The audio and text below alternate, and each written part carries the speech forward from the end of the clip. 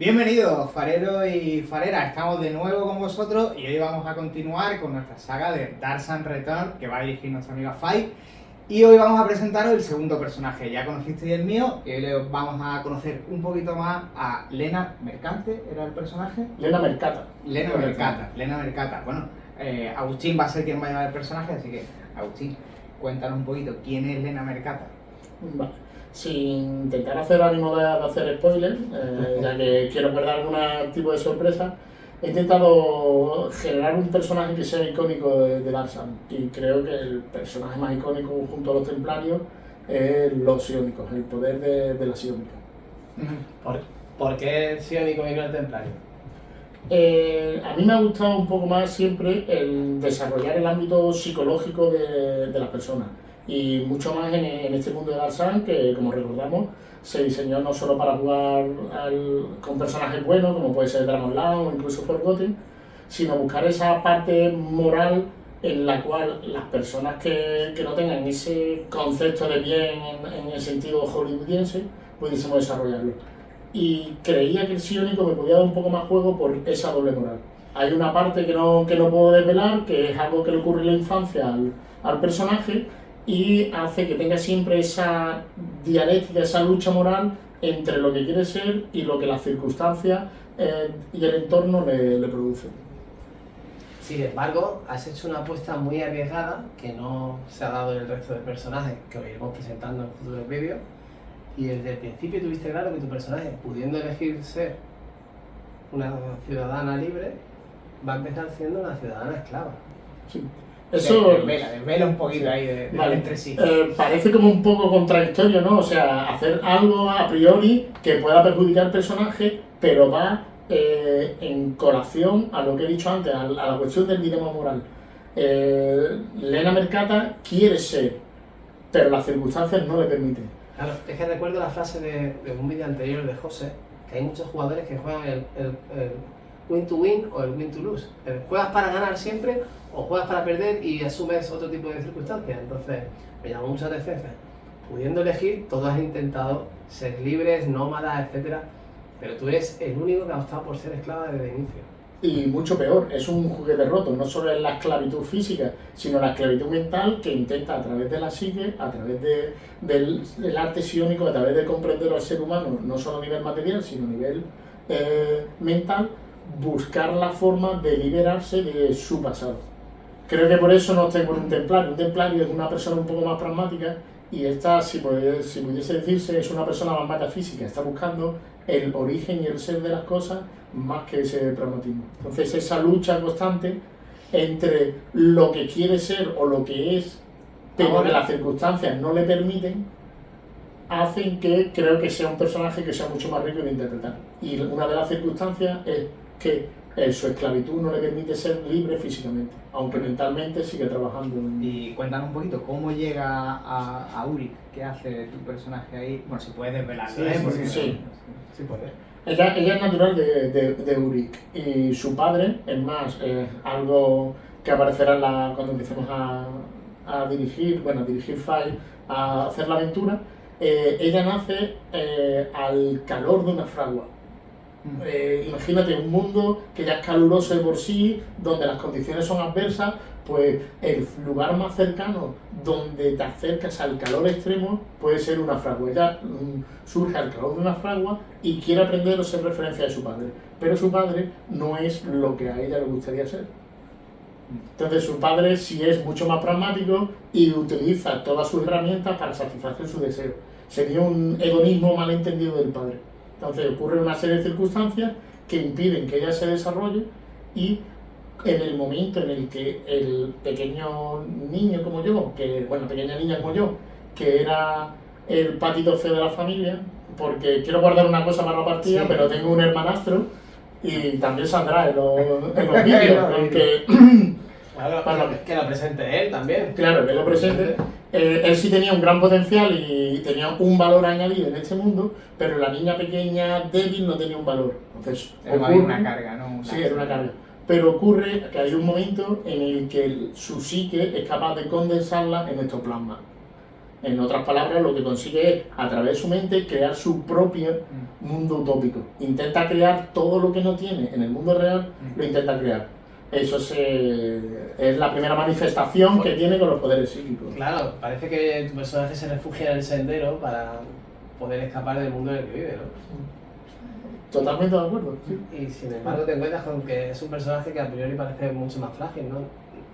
Yo pongo siempre el ejemplo del personaje que hemos presentado en el vídeo anterior, en este caso el de Antonio. Es un enano que es fuerte, es un clérigo, orgulloso, que está preparado para irse de aventura, para irse al desierto tal. Y ahora os presentamos a Lena Mercata, que es una chica un poco más frágil, con ese problema interno que trae y que a lo mejor no está tan preparada para un mundo como este, ¿no?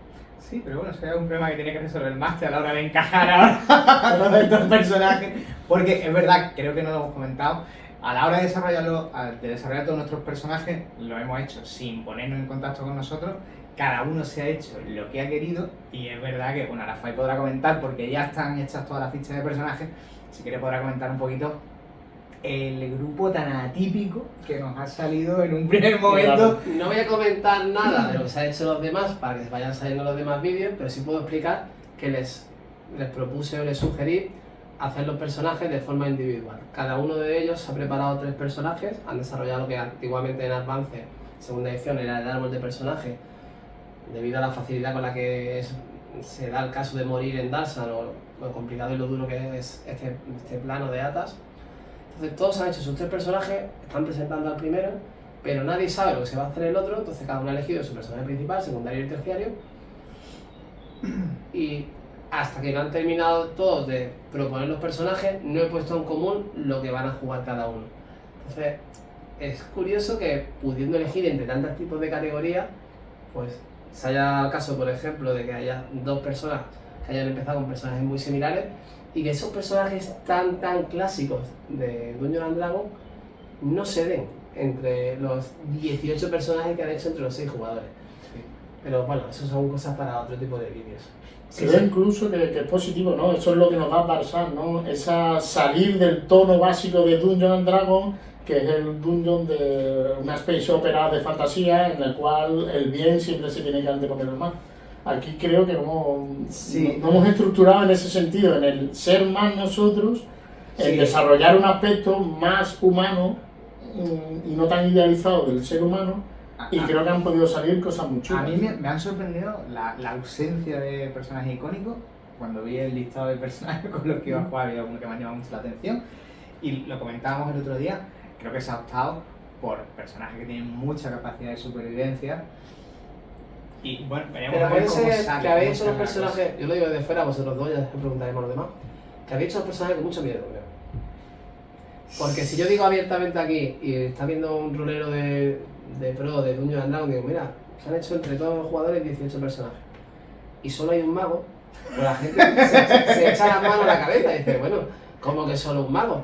Si me voy a hacer 3 personajes, voy a poner las cosas en plata, pues me hago un guerrero, un mago y un pícaro, me hago un guerrero, un clérigo y un mago, me hago un pícaro, un guerrero y cada uno se va haciendo los personajes que quiere. Estoy poniendo ejemplos de personajes icónicos y me llamó mucho la atención.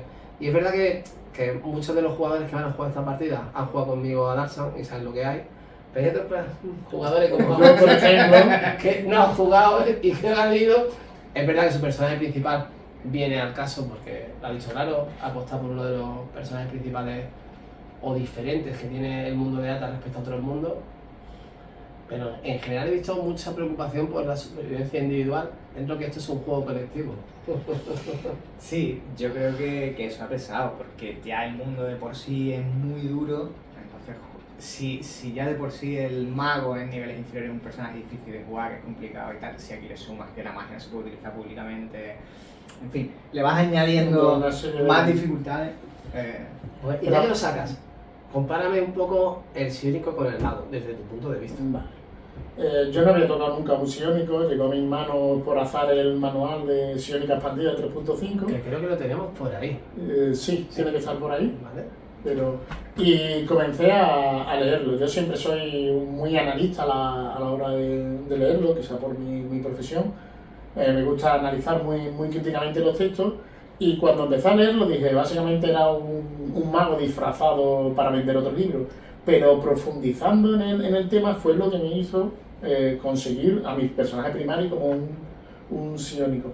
Y creo que no, absolutamente. Es una profesión nueva, muy rica y que no ha sido suficientemente explotada dentro de Dungeon. Es más, en otras campañas los psiónicos solo se quedan para el mago arquetípico, que puede ser Manflayer o incluso la Azotamente, pero que lo transformamos en un mago. Y no, creo que el psiónico, la potencia que tiene con respecto al mago es que ellos construyen su propia realidad. El mago es un estudioso que se dedica a través de su estudio y su inteligencia a comprenderla e intentar transformarla, pero el psiónico no, el psiónico tiene esa potencialidad de construir la realidad. Por ejemplo, te pongo un ejemplo básico. Los psiónicos no convocan seres ajenos. Cogen el ectoplasma de esta realidad, modifican la realidad a su antojo para un fin determinado. Puede ser desde crear un monstruo hasta crear un escudo protector. Los magos no, los magos tienen ese concepto de convocación, de traer a agentes elementales, de gente que vive en otras partes, traerlos, ¿no? Entonces, en ese primer aspecto, que puede ser un aspecto que a lo mejor a efectos de juego no es muy diferente, sí hay una gran diferencia cualitativa y no cuantitativa entre los psiónicos y los magos.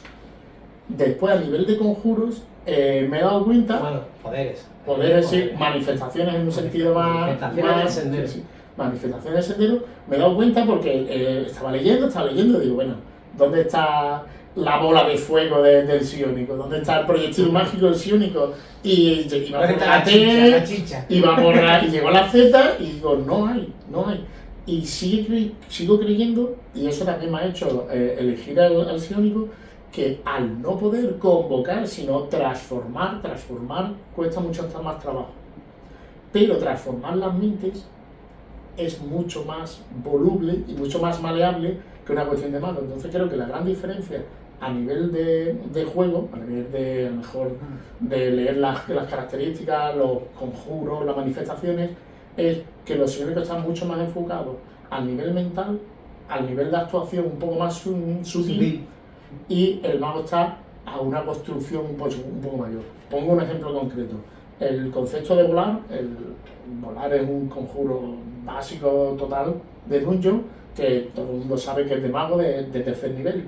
En las manifestaciones psiónicas cuesta mucho más trabajo hacer esa telequinesis para poder volar. Y eso lo trasladan en un concepto de cuerpo. Por ejemplo, en el concepto de teletransportación ocurre lo mismo, pero ya a niveles pequeños los psiónicos pueden detectar dónde han surgido teletransportaciones, pueden intentar hacer modificaciones, pueden rastrear esa teletransportación. Entonces creo que es un poco más ese concepto mental de comprender el mundo y transformarlo en pequeñas cosas, y el mago es mucho más el arquetipo de soy capaz de construir un plano yo mismo y quedarme... Estas son las cosas que tiene de coger un manual con 15 años y cogerlo con 40. Bueno, yo creo que sin desvelar nada de los secretos de tu personaje, hemos hecho una presentación y una comparación bastante interesante, ¿no? Sí, además me gusta el análisis del psiónico. Pero bueno, chicos, pues ya sabéis, esta será Lena Mercata, que acompañará a mi personaje en esta aventura que va a empezar, esperemos que dentro de poco. Y nada, recordaros, noviembre volveremos a tener jornadas de rol en Marbella, esperamos vuestra participación, si alguien quiere colaborar en ella, pues poner en contacto con nosotros. Así que nada, por los que cayeron antes que nosotros.